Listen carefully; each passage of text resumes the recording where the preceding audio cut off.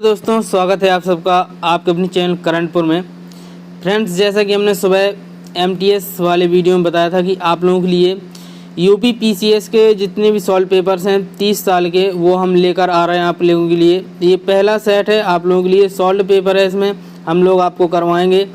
ये देखिए सन 1991 का पेपर है ये, तो इसका आज हम सॉल्यूशन आपको दे रहे हैं। पूरे जितने भी क्वेश्चंस होंगे सभी क्वेश्चंस इंक्लूड किए जाएंगे और एक बाद आपको समसामयिक यानी करंट अफेयर्स क्वेश्चन छुड़वा दिए जाएंगे, बाकी सभी क्वेश्चंस कंप्लीट करवाए जाएंगे। तो यहाँ पर देखिए पहला क्वेश्चन है, लेकिन उससे पहले अगर आपने अभी तक हमारे चैनल को सब्सक्राइब नहीं किया है तो सब्सक्राइब कर लीजिए और बेल आइकन प्रेस कर लीजिए, क्योंकि पूरी सीरीज आने वाली है। 2020 तक के जितने भी पेपर्स हुए हैं यूपी पीसीएस के सभी आप लोगों के साथ शेयर किए जाएंगे सॉल्व पेपर। पहला क्वेश्चन है यहाँ पर देखिए, सत्यमेव जयते कहाँ से लिया गया है? तो यहाँ पर पहले क्वेश्चन का आंसर हो जाएगा मुंडकोपनिषद यानी कि डी नंबर। दूसरा नंबर क्वेश्चन है, भारतीय दर्शन की प्रारंभिक शाखा कौन सी है? तो इसका सही जवाब है ए नंबर यानी सांख्य दर्शन। क्वेश्चन नंबर दूसरा है, बुद्ध के उपदेश किससे संबंधित है? तो इसका सही जवाब है तीसरे क्वेश्चन का डी नंबर यानी आचरण की शुद्धता एवं पवित्रता। क्वेश्चन नंबर चौथा है, मालवा गुजरात एवं महाराष्ट्र के किस शासक ने पहली बार जीता था? तो मालवा गुजरात एवं महाराष्ट्र को पहली बार जीता था चंद्रगुप्त मौर्य ने। क्वेश्चन नंबर पाँचवा है, कुषाण शासक कनिष्क का राज्याभिषेक किस सन में हुआ? तो इसका सही जवाब है डॉग नंबर यानी कि 78 AD में हुआ था कनिष्क का राज्याभिषेक। क्वेश्चन नंबर छठवां है, सांची के स्तूप किस शासक ने बनवाया? तो छठवां नंबर का आंसर है बी नंबर यानी कि अशोक ने। क्वेश्चन नंबर सातवां है, रामानुजाचार्य किससे संबंधित है? तो रामानुजाचार्य का जो संबंध है आपका वो है आपका एक विशिष्ट द्वैतवाद से। यहाँ पर सी नंबर आपका सही आंसर हो जाएगा। क्वेश्चन नंबर आठवां है, खजुराहो का कंदरिया महादेव मंदिर किसने बनवाया था? तो इसका बिल्कुल सही जवाब है चंदेलों ने बनाया था खजुराहो का कंदरिया महादेव का मंदिर। क्वेश्चन नंबर नौवां है, चोलों का राज्य किस क्षेत्र में फैला था? तो इसका बिल्कुल सही जवाब है नौवें का आपका डी नंबर कोरोमंडल तट यानी तमिलनाडु का क्षेत्र और दक्कन के कुछ भागों में। अगला क्वेश्चन यहाँ पर देख लीजिए 10वां नंबर का, किस दक्षिण भारतीय राज्य में उत्तम ग्राम प्रशासन था? तो इसका सही जवाब है सी नंबर। क्वेश्चन नंबर 11वां है, चालुक्यों की राजधानी कहाँ थी? तो इसका सही आंसर है वातापी चालुक्यों की राजधानी थी। अगला क्वेश्चन है 12वां, चालुक्य वंश का सबसे महान शासक कौन था? तो इसका सही जवाब है पुलकेशिन द्वितीय चालुक्य वंश का सबसे महान शासक था। क्वेश्चन नंबर 13वां है, निम्नलिखित में से कौन है चंदेल शासक जो महमूद गजनवी से पराजित नहीं हुआ था? तो इसका सही जवाब है विद्याधर ऐसे चंदेल शासक थे जो महमूद गजनवी से पराजित नहीं हुए थे। क्वेश्चन नंबर 14वां है, इब्न बतूता की भारत यात्रा किस शासक के काल में हुई थी? तो इब्न बतूता ने जो अपनी भारत यात्रा की थी मोहम्मद बिन तुगलक के समय में की थी। और इब्न बतूता कहाँ का रहने वाला था? अगर आपको पता नहीं है तो मोरक्को का रहने वाला था इब्न बतूता, ये आपको याद रखना है। क्वेश्चन नंबर 15वां है, सल्तनत काल के अधिकांश अमीर एवं सुल्तान किस वर्ग के थे? तो सभी सल्तनत काल के अमीर एवं सुल्तान तुर्क वर्ग से या वंश से संबंधित थे। क्वेश्चन नंबर 16वां है, मोहम्मद बिन कासिम द्वारा सिंध की विजय कब की गई? तो मोहम्मद बिन कासिम ने पहली बार भारत पर आक्रमण किया था 712 ईस्वी में, ये आपको याद रखना है। और उसी टाइम पर सिंध की विजय भी प्राप्त की थी मोहम्मद बिन कासिम ने। क्वेश्चन नंबर 17वां है, क्वेश्चन नंबर 17वां आपके लिए, महमूद गजनवी के दरबारी इतिहासकार कौन था? तो इसका बिल्कुल सही जवाब है उतबी महमूद गजनवी का दरबारी इतिहासकार था। अगला क्वेश्चन है 18वां आपके सामने, मोहम्मद गौरी के किस दास ने बंगाल एवं बिहार पर विजय प्राप्त की थी? तो मोहम्मद गौरी का दास था बख्तियार खिलजी, इसने आपके बंगाल और बिहार में विजय प्राप्त की थी। इसका 19वां नंबर क्वेश्चन है, एक घटना आपका लिखा हुआ डैश एक परिणाम रहित विजय कथन किस आधुनिक इतिहास ने अरबों द्वारा सिंध विजय के संदर्भ में है? तो ये लेनपूल ने लिखा था ये कि एक घटना लेनपूल एक परिणाम रहित विजय कथन आधुनिक इतिहास में अरबों द्वारा सिंध विजय के संदर्भ में कही गई थी। क्वेश्चन नंबर 20वां है, किस मुगल शासक का मकबरा भारत में नहीं है? तो इसका सही जवाब है जहांगीर का नहीं है यहाँ पर, जहांगीर का है शाहदरा, लाहौर पाकिस्तान में इसका मकबरा है। अगला क्वेश्चन है, और एक बात आपको बता दें, यहाँ पर देखिए लिखा हुआ मकबरा भारत में नहीं है, तो जहांगीर का भी नहीं है और बाबर का भी नहीं है मकबरा, दोनों मकबरे बाहर हैं। बाबर का है काबुल में और जहांगीर का शाहदरा लाहौर में। इसका आंसर कोई भी सही नहीं होगा। और औरंगजेब का जैसे कि आपको पता है औरंगाबाद में है और हुमायूं का दिल्ली में है। क्वेश्चन नंबर 21वां है, सवाई राजा जयसिंह द्वारा प्रथम वेधशाला जंतर मंतर कहाँ स्थापित की गई? तो इसका सही जवाब है जयपुर में। क्वेश्चन नंबर 22वां है, अष्टप्रधान मंत्रिपरिषद किसके काल में थी? तो अष्टप्रधान जो मंत्रिपरिषद थी वो शिवाजी के काल में थी। अगला क्वेश्चन है, इस्तमरारी बंदोबस्त किसने लागू किया? तो इस्तमरारी बंदोबस्त जो लागू किया इसका सही जवाब है कॉर्नवालिस। क्वेश्चन नंबर 24 है, 1857 के विद्रोह के समय ब्रिटिश प्रधानमंत्री कौन थे? तो जब 1857 का विद्रोह हुआ था उस समय पर ब्रिटिश प्रधानमंत्री थे पॉम स्टर्न, और 1857 के विद्रोह के समय भारत के जो गवर्नर जनरल थे वो थे कैनिंग। ये भी आपको याद रखना है, कैनिंग थे। उसके पहले डलहौजी थे और बाद में तुरंत कैनिंग आ गए थे 1856 में। इसके बाद उनको 1857 की क्रांति का सामना करना पड़ा था। अब है क्वेश्चन नंबर 25, डलहौजी के काल में ब्रिटिश साम्राज्य में अवध का विलय किस आधार पर किया गया था? तो अवध का विलय डलहौजी ने डॉक्टर ऑफ लैप्स के तहत यहाँ पर कुशासन का आरोप लगाकर किया था। हड़प नीति चलाई थी डलहौजी ने। क्वेश्चन नंबर 26 है, हिंदुस्तान सोशलिस्ट रिपब्लिक एसोसिएशन की स्थापना किसने की थी?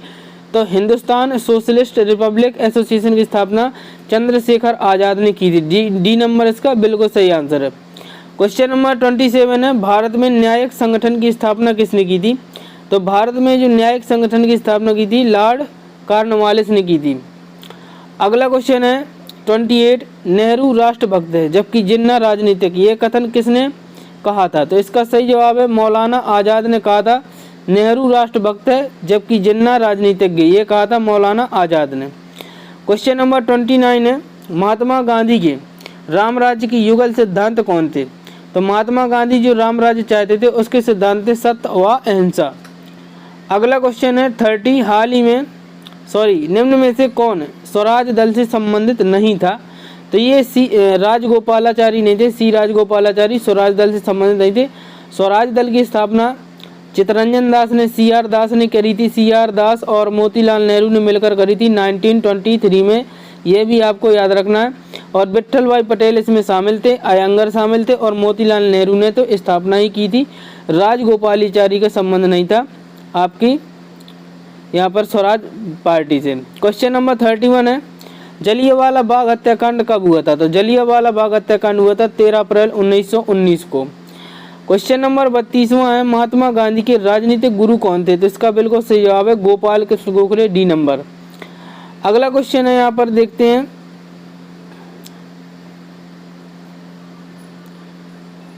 अगला क्वेश्चन है 33 कि बहिष्कृत भारत पत्रिका से संबंधित कौन थे? तो बहिष्कृत भारत जो पत्रिका थी वो थी भीमराव अम्बेडकर की। इनकी एक पत्रिका और थी मूक भारत करके, वो भी बहुत अच्छी पत्रिका है। क्वेश्चन नंबर 34 है, गांधी इरविन समझौते में किस आंदोलन को रोकने का प्रावधान था?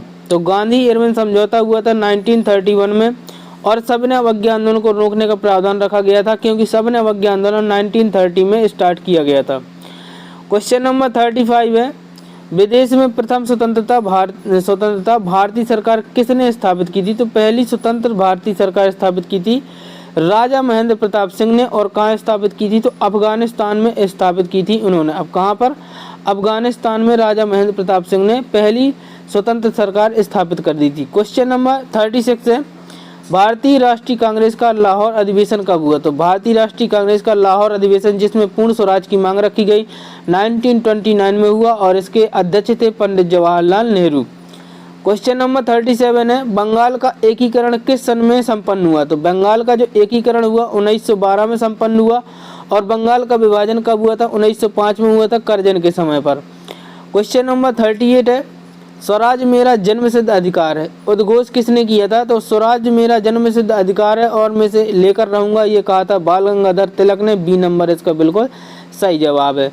क्वेश्चन नंबर 39 है, करो या मरो का नारा किसने दिया था? तो इसका बिल्कुल सही जवाब है महात्मा गांधी ने दिया था करो या मरो का नारा। और किस आंदोलन में दिया था? ये भी बहुत इंपॉर्टेंट है। तो ये दिया था भारत छोड़ो आंदोलन में 1942 में दिया था ये नारा, करो या मरो।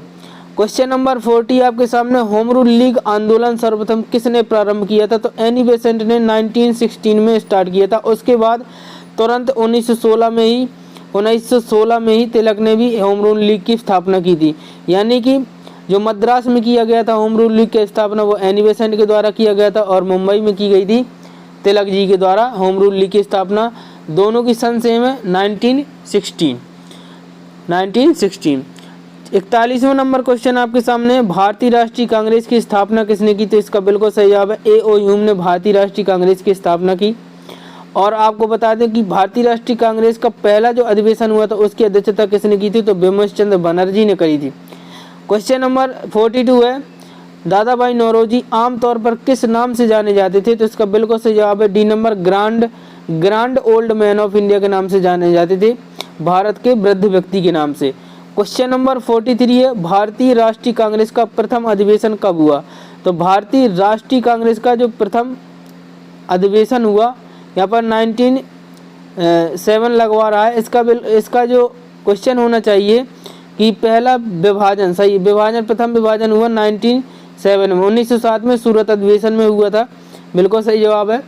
क्वेश्चन नंबर 44 है, इंकलाब जिंदाबाद का नारा किसने दिया था? तो इंकलाब जिंदाबाद का नारा जो दिया था वो मोहम्मद इकबाल ने दिया था इंकलाब जिंदाबाद का नारा। आपका बी नंबर बिल्कुल सही आंसर है।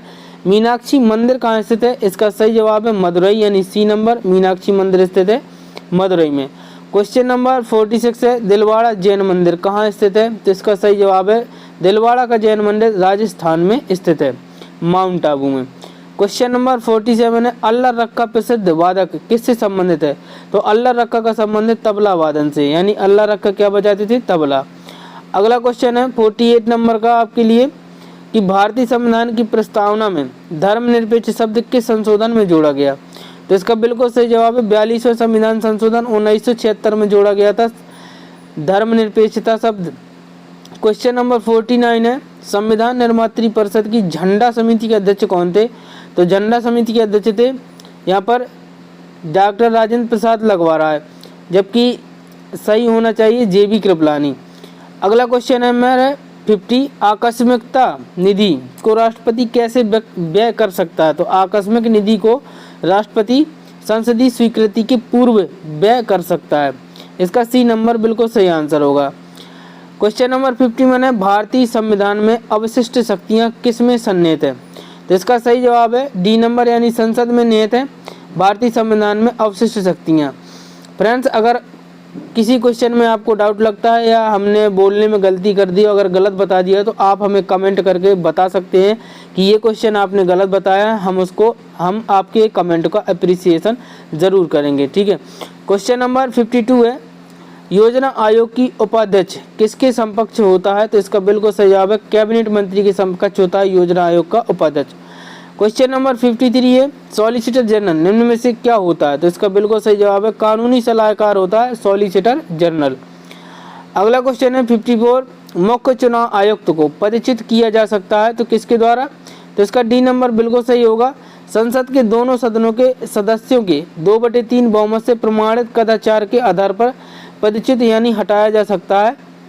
अगला क्वेश्चन है आपके सामने 55 नंबर का, मंडल आयोग रिपोर्ट किस वर्ष प्रस्तुत की गई थी? तो मंडल आयोग की जो रिपोर्ट प्रस्तुत की गई थी 1980 में प्रस्तुत करी गई थी। क्वेश्चन नंबर अगला है यानी 56, निम्नलिखित में से कौन सामाजिक अधिनियम नहीं है?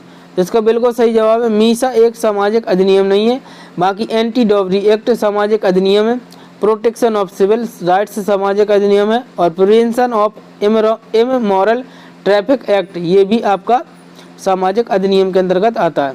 क्वेश्चन नंबर 57 है, सौर परिवार का सबसे छोटा ग्रह कौन है? तो इसका बिल्कुल सही जवाब है बुध, और सूर्य के सबसे नजदीक ग्रह भी बुध है। क्वेश्चन नंबर 58 है, यहाँ पर देखिए लिखा हुआ है पृथ्वी का निकटतम ग्रह कौन सा, तो इसका बिल्कुल सही जवाब है शुक्र, जिसे पृथ्वी की बहन भी कहा जाता है। क्वेश्चन नंबर 59 है सूर्य ग्रहण कब होता है, तो सूर्य ग्रहण होता है प्रतिपदा को यानी कि न्यू मून डे के दिन। क्वेश्चन नंबर 60 है संगमरमर क्या है, तो संगमरमर है कायांतरित चट्टान। क्वेश्चन नंबर 61 है सू नहर किसको जोड़ती है, तो सू नहर जोड़ती है, डी नंबर सही है, सुपीरियर झील को और ह्यूरॉन झील को जोड़ती है। क्वेश्चन नंबर 62 है महासागरों में ज्वार भाटा की उत्पत्ति के क्या कारण है, तो महासागरों में जो ज्वार भाटा आते हैं वो आते हैं सूर्य और चंद्रमा के संयुक्त प्रभाव से, यानी डी नंबर बिल्कुल सही जवाब है। सॉरी, यहाँ पर आपको यहाँ पर डॉग नंबर सही है, गुरुत्वाकर्षण अभिकेंद्री बल और अपकेंद्री बल से आते हैं ज्वार भाटा। क्वेश्चन नंबर 63 है विश्व की सबसे गहरी समुद्री गर्त कौन है, तो इसका बिल्कुल सही जवाब है चैलेंजर गर्त, जिसको मारियाना गर्त भी नाम दिया जाता है। क्वेश्चन नंबर 64 है डेटम रेखा क्या है, तो इसका बिल्कुल सही जवाब है समुद्र तल की क्षैतिज रेखा जिससे ऊंचाई और गहराई की माप की जाती है उसे कहते हैं डेटम रेखा। क्वेश्चन नंबर 65 है दीर्घ रेडियो तरंगें पृथ्वी की किस सतह से परावर्तित होती हैं, तो दीर्घ जो रेडियो तरंगें होती हैं वो आयन मंडल से परावर्तित होती हैं। क्वेश्चन नंबर 66 है भारत का प्राचीनतम पर्वत कौन है, तो इसका बिल्कुल सही जवाब है अरावली है भारत का सबसे प्राचीनतम पर्वत। क्वेश्चन नंबर 67 है नागार्जुन सागर बांध किस नदी पर आधारित है, तो नागार्जुन सागर बांध जो है कृष्णा नदी पर है आंध्र प्रदेश में। क्वेश्चन नंबर 68 है भारत में कुल क्षेत्रफल में वनों का क्षेत्रफल कितना है, तो इसका बिल्कुल सही जवाब है 22%। प्रश्नकाल के समय 22% लगवाया गया था, लेकिन वर्तमान में 24.40% भारत के कुल क्षेत्रफल में वनों का क्षेत्रफल बचा हुआ कितना, 24.40%। आपको ये याद रखना, करंट का जो डाटा है हमने आपको बता दिया। क्वेश्चन नंबर 67 है भारत में सबसे कम वर्षा वाला स्थान कौन है, तो लेह लद्दाख, ये आपको पता होगा। क्वेश्चन नंबर 70 है भारत में किस खनिज के उत्पादन में आत्मनिर्भर है, तो भारत जो है ग्रेफाइट के उत्पादन में आत्मनिर्भर है। क्वेश्चन नंबर 71 है निम्न में से किस प्रदेश में सर्वाधिक अनुसूचित जनजातियां हैं, तो इसका बिल्कुल सही जवाब है मध्य प्रदेश में सर्वाधिक अनुसूचित जनजातियां हैं। अगला क्वेश्चन है देखिए 72 नंबर का भारत में जनसंख्या घनत्व की दृष्टि से सबसे विरल प्रदेश की बात की जा रही है, तो इसका अभी इस ऑप्शन के हिसाब से जम्मू कश्मीर बिल्कुल सही है। वैसे अगर अब बात करी जाए वर्तमान में 2011 की जनगणना के साथ जो सबसे कम जनघनत्व जिस प्रदेश का वो है अरुणाचल प्रदेश यानी कि AP। क्वेश्चन नंबर 73 है थारू लोगों का निवास स्थान कहाँ है, तो इसका बिल्कुल सही जवाब है थारू लोगों का निवास स्थान है उत्तर प्रदेश, क्योंकि उत्तर प्रदेश सबसे बड़ी जनजाति है थारू जनजाति, और जो कि दिवाली को शोक के रूप में भी मनाती है, ये भी आपको पॉइंट नोट कर लेना। क्वेश्चन नंबर 74 है ऑस्ट्रेलिया में स्थित कालगुरली किसके लिए विख्यात है, तो कालगुरली की जो खदानें हैं ऑस्ट्रेलिया में वो स्वर्ण उत्पादन के लिए विख्यात है, ए नंबर बिल्कुल सही जवाब है। क्वेश्चन नंबर 75 है विश्व का चीनी का कटोरा किसे कहते हैं, तो इसका बिल्कुल सही जवाब है क्यूबा को कहते हैं विश्व में चीनी का कटोरा। क्वेश्चन नंबर 76 है विश्व में लौह अयस्क का उत्पादन में प्रथम स्थान किस देश का है, तो अभी वर्तमान में चाइना का है लौह अयस्क में प्रथम उत्पादन। क्वेश्चन नंबर 77 है सूर्योदय का देश के नाम से कौन देश प्रसिद्ध है, तो सूर्योदय के देश के नाम से जापान। अगला क्वेश्चन है 78 जापान का विशालतम द्वीप कौन सा है, तो इसका बिल्कुल सही जवाब है होन्शु विशालतम द्वीप है, कहाँ का, जापान का। क्वेश्चन नंबर 79 है हजीरा उर्वरक कारखाना किस पर आधारित है, तो हजीरा उर्वरक जो कारखाना है वो प्राकृतिक गैस पर आधारित है। क्वेश्चन नंबर 80 है बोकारो इस्पात कारखाने में किस विदेशी देश का सहयोग प्राप्त है, तो बोकारो इस्पात संयंत्र में सोवियत संघ रूस का जो सहयोग प्राप्त है। क्वेश्चन नंबर 81 है जवाहरलाल नेहरू द्वारा 2 अक्टूबर 1959 को पंचायती राज का प्रारंभ कहाँ किया गया था, तो इसका बिल्कुल सही जवाब नागौर राजस्थान में सबसे पहले पंचायती राज का प्रारंभ किया गया था 2 अक्टूबर 1959 को। अगला क्वेश्चन है 82 बंद अर्थव्यवस्था यानी क्लोज्ड इकोनॉमी से आप क्या समझते हैं, तो क्लोज्ड इकोनॉमी वो होता है जिसमें ना तो आयात हो ना निर्यात हो, दोनों बंद हो जाएं। क्वेश्चन नंबर 83 है निम्न में से लघु उद्योगों की क्या समस्या है? तो लघु उद्योग की समस्या है पूंजी का अभाव, बिल्कुल सही है। विपणन जानकारी का अभाव, ये भी सही है। और कच्चे माल का अभाव, ये भी सही जवाब है। क्वेश्चन नंबर 84 है, उद्योगों के विकास तथा औद्योगिकीकरण की रणनीति किस योजना का अंग थी? तो इसका बिल्कुल सही जवाब है बी नंबर, द्वितीय योजना का अंग थी विकास तथा औद्योगिकीकरण की रणनीति। क्वेश्चन नंबर 85 है, निम्न में से प्रत्यक्ष कर कौन सा है? प्रत्यक्ष कर का मतलब होता है जो आपसे स्पष्ट रूप से मतलब सीधे तौर से लिया जाता है, और अप्रत्यक्ष का मतलब होता है जो आपको देना तो पड़ता है लेकिन आपको पता नहीं चलता। तो इसका बिल्कुल सही जवाब है इनकम टैक्स यानी कि आयकर प्रत्यक्ष कर है। बाकी उत्पादन कर प्रत्यक्ष कर नहीं है, अप्रत्यक्ष कर है। बिक्री कर भी अप्रत्यक्ष कर है और चुंगी कर भी अप्रत्यक्ष कर है। क्वेश्चन नंबर 86 है, अवमूल्यन का अर्थ क्या होता है? तो अवमूल्यन का अर्थ होता है अन्य देश की मुद्राओं के संदर्भ में मुद्रा मूल्य में कमी होना। इसका बी नंबर बिल्कुल सही जवाब है। अगला क्वेश्चन है 87, कार में दृश्यावलोकन के लिए किस प्रकार के शीशे का प्रयोग किया जाता है? तो कार में जो दृश्यावलोकन पीछे के लिए उत्तल दर्पण का प्रयोग किया जाता है।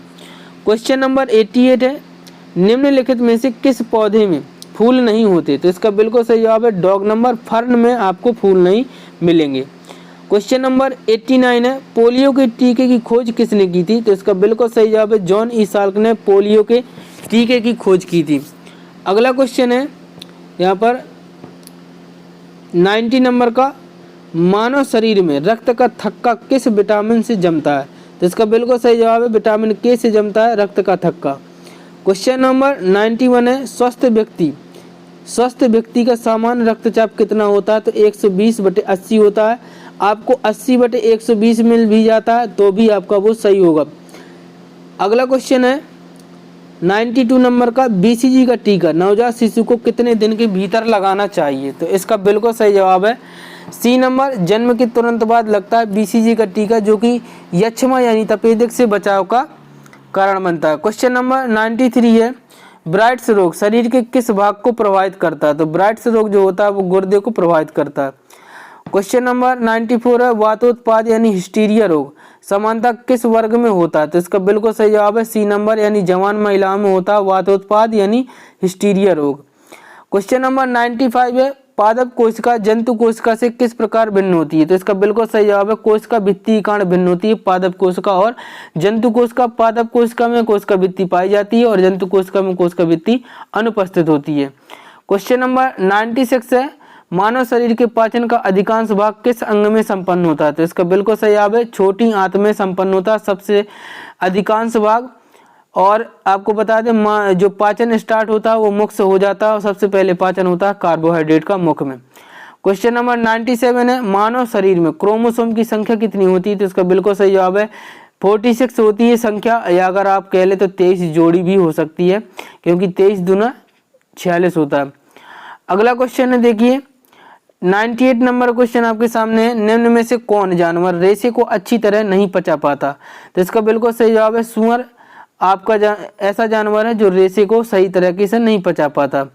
क्वेश्चन नंबर 99 है, यदि जल प्रदूषण इसी गति से होता रहा तो अंतोगत्वा क्या होगा? तो यहाँ पर डॉग नंबर में सही जवाब है जलीय जीवन के लिए ऑक्सीजन अणु अनुपलब्ध हो जाएंगे और इसी प्रकार से जल प्रदूषण होता रहा।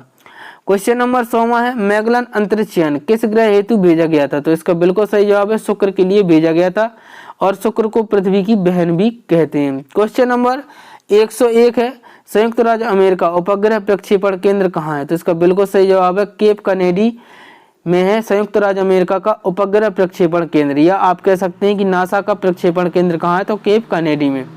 अब देखिए यहाँ पर दोस्तों समसामयिकी है, अगर इस पेपर में तो हम समसामयिकी को हम इंक्लूड नहीं करने वाले हैं। इसके बाद सीधे हम देखेंगे विविध जो कि 111 नंबर से दी हुई थी। तो 111 नंबर क्वेश्चन है, भारत में संपूर्ण रूप से साक्षर दूसरा गांव कहाँ है? तो इसका सही जवाब है आदमपुर बिहार में संपूर्ण रूप से साक्षर दूसरा गांव है। क्वेश्चन नंबर 112 है, दुर्घटना हेतु तैयारी कथन किससे संबंधित है? तो इसका बिल्कुल सही जवाब है विश्व स्वास्थ्य संगठन से संबंधित है, यानी WHO से का कथन है दुर्घटना हेतु तैयारी, टैगलाइन भी आप कह सकते हैं।